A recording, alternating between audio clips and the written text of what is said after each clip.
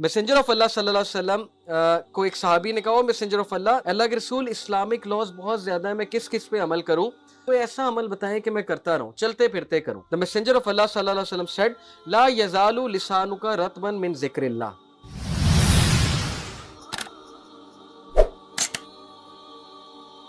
जो बंदा इस्तगफार बहुत करता है, अस्तगफिरुल्लाह तूबू इलैह, एक ये, या सिंपल अस्तगफिरुल्लाह, अल्लाह के नबी 100 बार करते थे दिन में।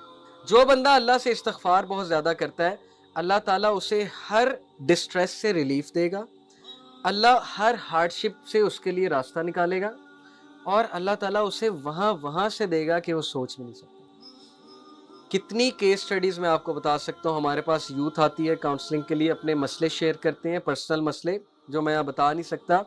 उन्हें कुछ समझ नहीं आ रही होती हम क्या करें, हम फंस चुके हैं, हमें समझ ही नहीं आ रही हम क्या करें। मैं आपको एक लेटेस्ट केस स्टडी बताता हूँ कि देयर वाज दिस सिस्टर जिनकी फैमिली फोर्सफुली उनकी शादी कर रही थी, and she didn't like the guy. ये अच्छी बात नहीं है, औरत से पूछना चाहिए आप शादी करना चाहती हो कि नहीं। इस्लाम ने राइट दिया औरत को, उस पर थोपना नहीं चाहिए। और चूंकि उनकी फैमिली थोड़ी सी जाहिर है नहीं समझती थी इन चीज़ों को, तो मंगनी भी हो गई थी, कपड़े भी खरीद लिए, सब कुछ कर लिया, उन्हें समझ ही नहीं आ रही थी मैं औरत ज़ात हूँ, मैं वीक हूँ, मैं क्या करूँ। ऑल वी टोल्ड वाज कि डू दिस जिक्र ला इलाहा इल्ला अंता सुब्हानका इन्नी कुन्तु मिनज़ ज़ालिमीन, क्योंकि हज़रत यूनुस को अल्लाह ने उस सिचुएशन से निकाला था, अंधेरे से, मछली के पेट से, इम्पॉसिबल सिचुएशन से। That's it, and she did it मिरेकुलसली। Something happened, हालात ऐसे पैदा हुए, वो जहाँ शादी हो रही थी उन्होंने ख़त्म कर दी। उन्होंने कहा कि हमें लग रहा है, हमारी अंडरस्टैंडिंग है कि लड़का लड़की की नहीं बन रही आपस में इतनी, तो बेहतर ये है कि ना किया जाए, स्टेप पे ना लिया जाए। हालांकि उनके पेरेंट्स ने कभी ख़त्म नहीं करना। तो ये एक केस स्टडी मैंने आपको बताई है। अभी बहुत से यूथ हैं जिनके इम्पॉसिबल टास्क फंसे हुए थे, लेकिन उन्हें इस्तगफार करने को कहा, ये विर्द करने को कहा, वो इस तरह निकले कि वो हैरान हो गए कि ये हुआ क्या है हमारे साथ, कैसे अल्लाह ने निकाला है हमें।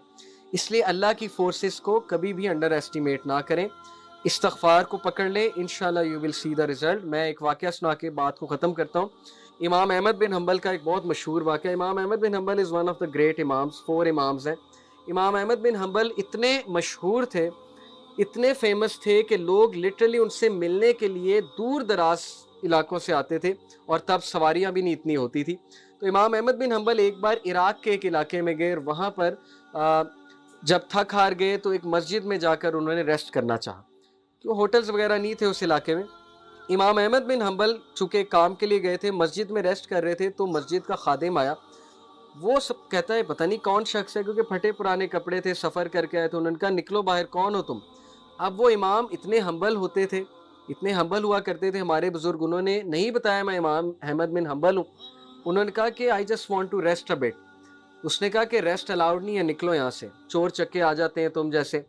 इमाम ने रिक्वेस्ट की, लेकिन नहीं। वो बेचारे उठे, जाकर सीढ़ियों पर बैठ गए, वहाँ रेस्ट करने लगे। वो बंदा वहाँ भी आ गया, उसने हाथ पकड़ा उनका, बाजू पकड़ के घसीट कर धक्का दिया कि निकलते हो कि नहीं निकलते। ये किसके साथ हो रहा है? इमाम अहमद बिन हम्बल के साथ। Unimaginable behaviour. अगर उसको पता लग जाता है इमाम अहमद बिन हम्बल है, तो उसी वक्त पाँव पड़ जाता।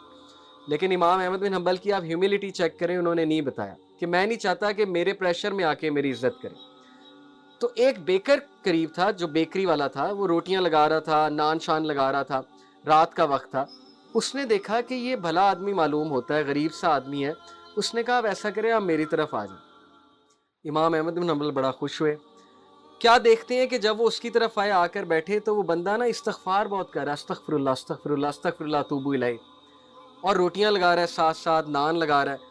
तो इमाम अहमद बिन हम्बल बड़ा खुश हुए, कहते कि ओ मैन, आप बहुत ज़्यादा इस्तगफार करते हैं। तो उसने कहा कि इसकी एक वजह है। इमाम अहमद बिन हम्बल ने कहा, क्या वजह है? ही सेड कि मैंने एक हदीस सुनी। इमाम अहमद बिन हम्बल और खुश हुए कि हदीस जानता है बंदा, नेक आदमी है, अच्छा सुनाओ, क्योंकि वो मुहद्दिस थे, मुस्नद अहमद उन्होंने लिखी है। ही सेड कि मैंने हदीस सुनी है कि अगर कोई बंदा अल्लाह से अपना कोई काम कराना चाहता है तो बहुत इस्तगफार करे। वो इतना खुश हुए, ही हग्ड हिम, ही सेड कि यार, मतलब कमाल हदीस सुना दी तुमने, लेकिन काम क्या कराना चाहते हो? ही सेड मेरी ख्वाहिश है इमाम अहमद बिन हम्बल से मिलो। And Imam Ahmad bin Hanbal literally cried. He said के आई एम इमाम अहमद बिन हम्बल, अल्लाह मुझे ले आया तुम्हारे पास। Can you believe it? अल्लाह اور امام احمد بن حنبل کہتے ہیں کہ بھلا ہو اس بندے کا خادم کا جس نے دھکے دے کے تمہاری طرف بھیجا.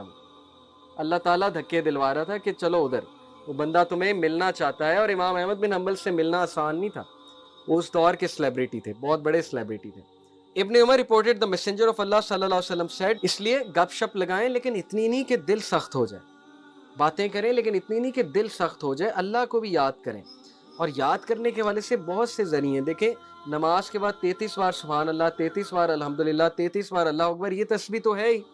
اسی طرح نماز کے بعد اذکار ہیں, پھر سبحان اللہ و بحمدہ سبحان اللہ العظیم اللہ کو بہت پسند ہے. اس طرح درود شریف اللہ کو بہت پسند ہے, درود ابراہیمی جو ہے.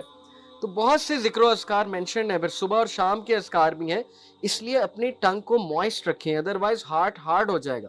جب دل ہارڈ ہو جائے گا تو پھر کچھ کرنے کا دل نہیں کرے گا. اور جب آپ ذکر شروع میں کریں گے نا تو آپ کو بڑی ریزسٹنس آئے گی اندر سے. اس کی بھی میں وجہ بتا دیتا ہوں. آپ کا دل ہی نہیں کرے گا اللہ کا نام لینے کا, جو سچ بات ہے شروع میں.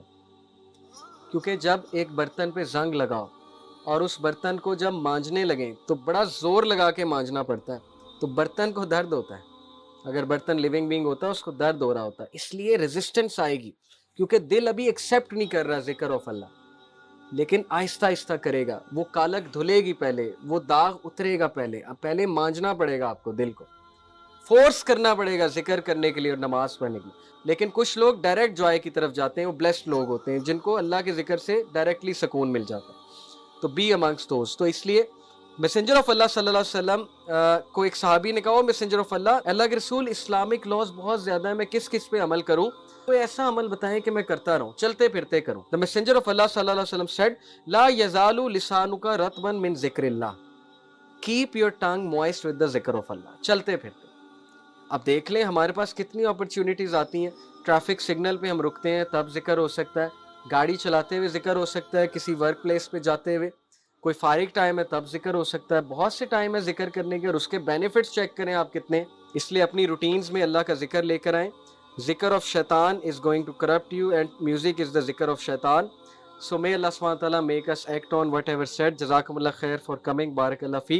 Subhanakallah wa bihamdika ashhadu an la ilaha illa anta astaghfiruka wa atubu ilayk. Wassalamu alaikum wa rahmatullahi wa barakatuh.